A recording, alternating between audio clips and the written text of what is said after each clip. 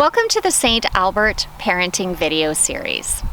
As you go through the content, you will notice that these were all filmed during the height of the pandemic, where we were adhering to strict protocols, such as wearing masks. Although we are returning to normal, the content of these videos is still very relevant. And if you're looking for some parenting suggestions across a wide variety of issues, you have come to the right place. Social skills is an important part of development throughout childhood. Spending time with peers is a typical part of that process.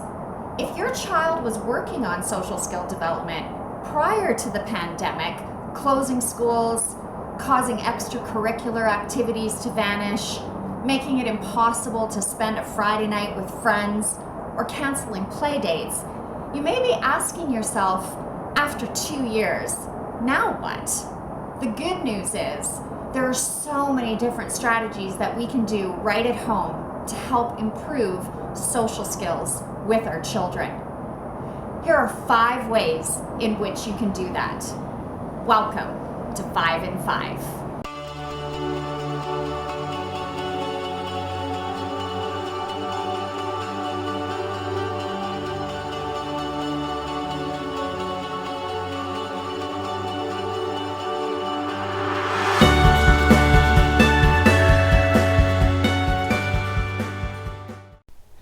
Read stories about different social situations.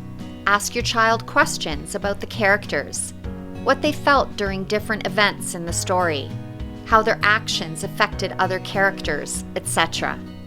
Discuss your predictions about what may happen, or what your child might do in a similar situation.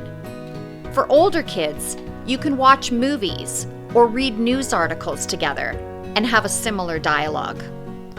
Help your child or adolescent learn to have a balanced conversation by sharing information about him or herself and asking appropriate questions to learn about the other person. If your child has trouble moving the conversation along, pause and help them think about a question they could ask or a comment they could make that would keep the conversation going.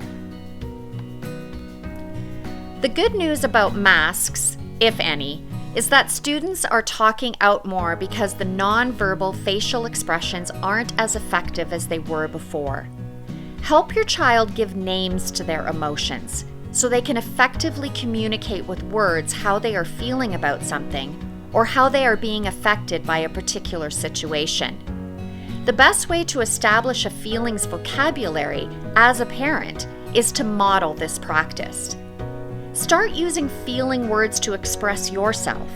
For instance, instead of saying, "I asked you to clean up your dishes a few times now," say, "I'm feeling really annoyed that I have asked for those dishes to be cleaned up a few times now."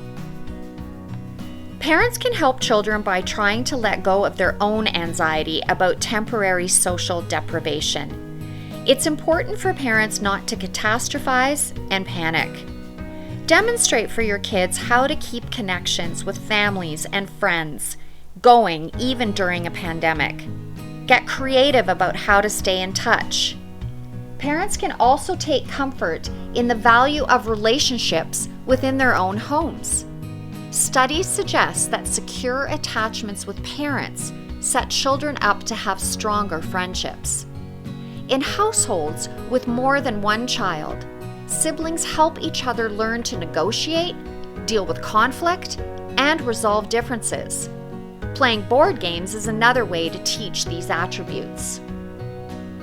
Give children developmentally appropriate responsibilities at home, like asking a 5-year-old to plan dinner or having an older child do their laundry. This helps them develop a sense of competence and responsibility and learn about the different roles associated with social interactions we have to have in the world. From our relationships with our healthcare team to the grocery clerk to the neighbor next door, everyone plays a significant part. If you notice that your child is starting to become more withdrawn, is sad, having difficulty sleeping, or struggling to interact with their peers, it's a really good idea to seek help from a professional.